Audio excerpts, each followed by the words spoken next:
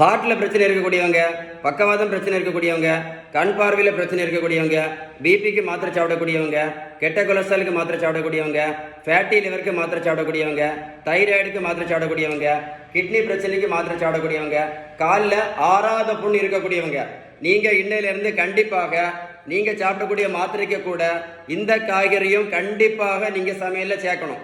ஏன் அப்படின்னா இந்த காய்கறியில் நைட்ரிக் ஆக்சைடு அப்படின்னு ஒரு முக்கியமான சப்ஸ்டன்ஸ் இருக்கிறத கண்டுபிடிச்சிருக்காங்க. இந்த நைட்ரிக் ஆக்சைடு என்ன பண்ணுது அப்படின்னா நம்ம இரத்த குழாய்கள் சுருங்காமல் இருப்பதற்கு அதுக்கு பிறகு வேசோ டைலி இருப்பதற்கு ரொம்ப ரொம்ப ரொம்ப பிரயோஜனம் கண்டுபிடிச்சிருக்காங்க. அதனால கைண்ட் ரிக்வெஸ்ட்டாக சொல்கிறேன், இந்த வீடியோ உங்கள் ஃப்ரெண்ட்ஸுக்கு ஷேர் பண்ணி கொடுத்தீங்கன்னா நிறைய பேருக்கு யூஸ்ஃபுல்லாக இருக்கும். இந்த தம்பிக்கு பாருங்க 70 கிலோ வெயிட் குறைச்சிருக்கும். 140 70 கிலோ. நான் ப்ரோட்டீன் பவுடரும் கொடுக்கல, மாத்திரையும் கொடுக்கல, ஜூஸும் கொடுக்கல, ஊசியும் போடல. இந்த தம்பியை போய் நான் ரோட்டில் போய் நான் ஓடவே சொல்லல.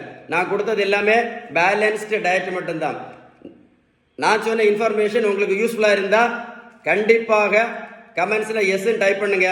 இந்த வீடியோவை லைக் பண்ணி ஷேர் பண்ணாமல் இருந்துடாதுங்க. மறக்காமல் ஷேர் பண்ணிடுங்க. கமெண்ட்ஸில் எஸ் அப்படின்னு டைப் பண்ண மறந்துடாதுங்க. ஓகேவா? Stay tune.